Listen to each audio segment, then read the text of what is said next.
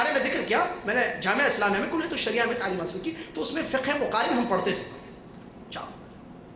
ایسا نہیں ہے میرے بھائی، غور سے سنیے اس بات کو، کہ پورا دین ان کے پاس بھی ہے، ان کے پاس بھی ہے، ان کے پاس بھی ہے، ان کے پاس بھی ہے. امام مالک رحمۃ اللہ علیہ کی فقہ میں، امام شافعی، امام احمد بن حنبل، امام ابو حنیفہ نہیں ہے. چیک کیجیے، تحقیق کیجیے. ابھی ایک مثال ابو حنیفہ رحمۃ اللہ علیہ کے شاگردوں کی میں دینے جا رہا ہوں آپ کے ساتھ. ایسا نہیں ہے، لیکن یہ ضرور ہے کہ بہت سارے مسائل آپ کو یا تو ان کے پاس نہ ملے تو ان کے پاس ملے گا. اگر آپ چیک کریں کسی مسئلے میں قول، تو ایک امام کا قول اس مسئلے میں حدیث کے خلاف نظر آئے گا. امام شافعی کا قول سے عام طور پر، جیسا کہ ہم نے تحقیق کی ہے اور تحقیق کر کے جوابات دیے ہیں اختبارات میں، امام احمد بن حنبل، امام شافعی کے اکثر اقوال حدیثوں کی روشنی میں صحیح ہیں. جی پڑھنے کے بعد کا مسئلہ بتاؤ، اکثر آپ چیک کریں، ان کا ایک قول، ان کا ایک قول حدیث کے مطابق صحیح. حدیث کی روشنی میں کس کا قول صحیح ہے؟ امام احمد بن حنبل، امام شافعی رحمۃ اللہ علیہ کا. بعد میں امام احمد بن حنبل آئے ہیں، حدیثوں کی بڑی تحقیق ہو گئی، حدیثیں بڑی پھیل گئی ہیں، اور الحمدللہ ان کو ایک اچھا مجمع امام احمد بن حنبل کو ملا ہے، جس کی وجہ سے آپ دیکھیں ان کے اکثر مسائل حدیثوں کے مطابق صحیح. چاہے وہ نماز کا لے لیں، معاملات کا لے لیں، تجارت کا لے لیں، دین کے زندگی کے کسی بھی کوشش سے معاملات کو لے کے مسئلہ، ان کا قول دیکھیے، نبی علیہ السلام کی صحیح حدیث کو دیکھیے. یہ جو کہا جا رہا ہے نہیں چاروں صحیح ہیں، چاروں طریقے برحق ہیں، چاروں طریقے صحیح ہے، چاروں میں سے کسی ایک کو پکڑو جنت ملے گی، نجات ملے گی، کس نے کہا؟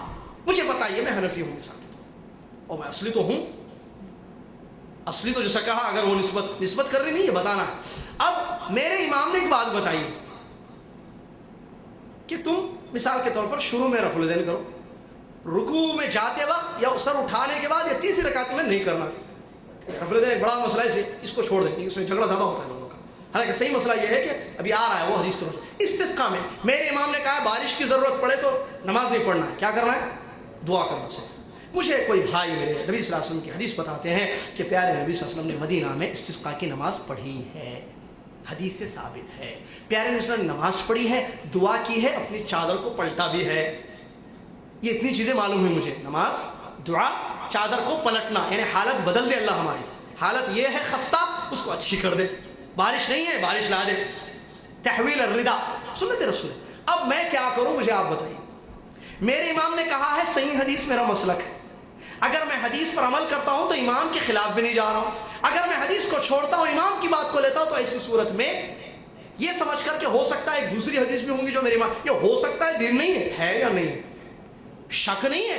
نبی صلی اللہ علیہ وسلم نے کیا فرمایا؟ اگر تم نے وضو کر لیا، شک ہو کہ وضو ٹوٹ گیا، تو شک پر عمل مت کرو، وضو صحیح ہے.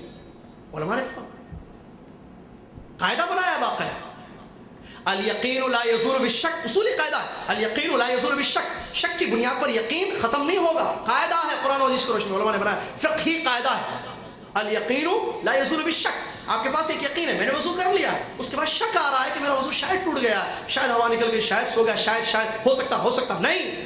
الیقین موجود ہے، لا یزول بالشک. کتاب و سنت کی روشنی میں قاعدہ ہے کہ آپ شک پر عمل نہیں کریں گے، نہیں میں پھر وضو کر لیتا ہوں، نہیں. حدیث کی روشنی میں یہ مسئلہ ہے، کتاب و سنت کی روشنی میں، کہ آپ اسی وضو پر نماز پڑھیں. تو یہ ہو سکتا ہے میرے امام کے پاس حدیث دوسری پہنچی نہیں، میرے بھائی امام کا نہیں ہے مسئلہ. اب تمہارے پاس حدیث ہے، تم یا تو حدیث کو لو یا تو امام کی بات کو لو. ایسے نہیں ہو سکتا ہے کہ دونوں پر عمل ہو. حدیث پر عمل کریں گے تو امام کی بات بھی نہیں جائے گی، اور اللہ تعالیٰ قیامت کے دن یہی پوچھنے والا ہے. ناظر، اور مجھے بتائیے، اگر کوئی شخص اتنے دین کو مان لے، اتنی دین پر عمل کرے جتنے دین پر صحابہ نے، تابعین نے عمل کیا، کیا وہ نجات پائے گا یا نہیں پائے گا؟ کافی ہے نا. اگر میں یہ کہوں کہ میں صحابہ کو پڑھتا ہوں، میں صحابہ کی زندگیوں کو دیکھوں گا، میں ابو بکر کی نماز پڑھوں گا رضی اللہ عنہ، ذرا یہ پوچھیے نا علماء سے، تحقیق کی کتنا اچھا لگے گا. ابو بکر کے بارے میں کوئی کچھ بولے گا، اہل السنہ والجماعہ میں سے کوئی کچھ نہیں بولے گا، کہے گا دیکھیے مولانا جی، حافظ جی، فلاں جی، علامہ صاحب، میں کام کرتا ہوں، ابو بکر صدیق رضی اللہ عنہ کی نماز مجھے بتا دیجیے، میں اتنی نماز پڑھ لوں گا، یہ جھگڑوں میں نہیں جاؤں گا. پوچھ لیں ابو بکر صدیق رضی اللہ تعالیٰ عنہ جو افضل ہے صحابہ میں، نبی صلی اللہ علیہ وسلم نے زبان مبارک سے جن کو خوشخبری دی، افضل ہے. اللہ نے قرآن میں صاحبی کہا، تعریف کی اللہ نے، ولا یأتل اولو الفضل منکم، اولو الفضل کہا اللہ نے. اگر کوئی اتنا دین مان لے تو کیا وہ کافی نہیں ہے جنت میں جانے کے لیے؟ پھر کیوں جھگڑوں میں لوگوں کو رکھنا کہ نہیں اس کو پکڑ کے چلو تو جنت میں جاؤ گے. اب وہ بیچارہ مسئلہ ہے. کتنے ہمارے پاس میتھمیٹکس کا اسٹوڈنٹ ہے بھائی ہمارے پاکستانی، وہ آئے آ کر کہا کہ مجھے نبی وسلم کی نماز بتاؤ. نماز نبی جو سید شفیق الرحمان صاحب کی کتاب، اللہ ان کو جزائے خیر دے، کتاب دی. وہ بھائی نے حدیث سے پڑھی، کہا کہ یہ کیا ہے، اور ہمارے پاس پاکستان میں نماز اسی لیے پڑھی جاتی ہے نا. پریشان ہے عوام، وہ کہتے ہیں یہ کیا ہے، اور ہماری کون سی نماز ہے پھر یہ؟ یہ تو نبی صلی اللہ علیہ وسلم کی یہ نماز اس کتاب میں لکھی ہوئی ہے، حدیث میں بخاری میں یہ، ترمذی میں یہ، ترمذی میں صحیح حدیث ہے، فلاں فلاں حدیث کی کتب ستہ میں یہ حدیثیں موجود ہیں. نبی صلی اللہ علیہ وسلم نے تو ایسی نماز پڑھی ہے، اور میری نماز تو ایسی ہے. بیچارہ پریشان ہے، واللہ رویا، آنکھوں سے آنسو نکلے، اور پتہ نہیں کتنے ایسے آنسو لوگوں کے نکل رہے ہیں. کہاں لا کر کھڑا کر دیا وہاں کو ہم لوگوں نے. اللہ کی کتاب نبی صلی اللہ علیہ وسلم کی حدیث دیتے تھے کافی تھا. اماموں کا احترام اپنی جگہ سرا کو پر ہے. کس نے کہا امام کو کچھ بولو؟ امام کو ماننا ہے، کس نے نہیں کہا. یہ ماننا بھی عجیب اردو کا جملہ ہے قاری صاحب، عجیب جملہ ہے، مجھے سمجھ میں نہیں آتا انڈیا میں. ماننا، آپ امام کو نہیں مانتے. ارے کس نے کہا نہیں مانتے بھائی؟ کیا ہے امام کو ماننا؟ مجھے بتائیے، اس جملے کی وضاحت کیجیے. امام کو ماننے کا مطلب یہ ہے کہ اگر میں امام کو امام سمجھوں، عالم سمجھوں، فقیہ سمجھوں، اللہ والا سمجھوں تو رائٹ، صحیح ہے، میں مانتا ہوں. اگر آپ کا ماننے کا مطلب یہ ہے کہ امام کو پکڑ کے چلو حدیث چھوٹے تو چھوٹے، نہیں، میرے نبی صلی اللہ علیہ وسلم کو نہیں چھوڑ سکتا میں، محمد صلی اللہ علیہ وسلم. حدیث چھوٹ جائے کوئی، امام کی بات چھوٹ جائے کوئی، حدیث پیارے نبی صلی اللہ علیہ وسلم کی حدیث کو نہیں چھوڑ سکتا میں. اگر ماننے کا یہ معنی ہے تو غلط ہے. اگر ماننے کا یہ معنی کہ آپ ان کی عزت نہیں کرتے، احترام نہیں کرتے، تو یہ بات غلط ہے. عزت کرتے ہیں، عزت کرتے ہیں، احترام کرتے ہیں، کوئی شک نہیں. ایک مسلمان کا مسلمان پر عزت اور احترام ضروری ہے. نبی صلی اللہ علیہ وسلم کی بے شمار احادیث. کیا ایک مسلمان کی بے عزتی کر سکتا ہے؟ نہیں. الا ان اعراضکم واموالکم حرام بینکم کحرمت یومکم ھذا فی بلدکم ھذا. الحدیث مشہور حدیث ہے. حجۃ الوداع کے موقع پر نبی صلی اللہ علیہ وسلم نے فرمایا تمہارے آپس میں ایک دوسرے کی عزت، جان، مال حرام ہے، جیسے حرمت حرام ہے، جیسا کہ آج کا دن، آج کا مہینہ، یہ جگہ مکہ المکرمہ حرمت والی ہے. کس نے کہا بے عزتی کی؟